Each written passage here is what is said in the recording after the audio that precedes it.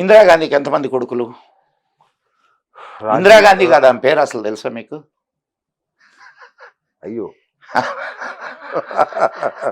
మళ్ళీ కొత్త సందేహాలు లేపకండి సార్. నేను చెప్పే పేరు కాదు, నేను చెప్పే సార్ ఆమె పెళ్ళి ఎక్కడ జరిగింది, ఎవరితో జరిగింది? ఫిరోజ్ ఖాన్. ఫిరోజ్ ఖాన్. ఫిరోజ్ ఖాన్ ఎవరు? ముస్లిం. ముస్లింల మతం ప్రకారం ఇందిరాగాంధీ అంటే ఎవరైనా అమ్మాయి ముస్లింని చేసుకున్నా, అబ్బాయి వేరే వాళ్ళని చేసుకున్నా, ముస్లిం మత దీని ప్రకారం అబ్బాయి కానీ అమ్మాయి కానీ ముస్లిం మతాన్ని స్వీకరించాలి.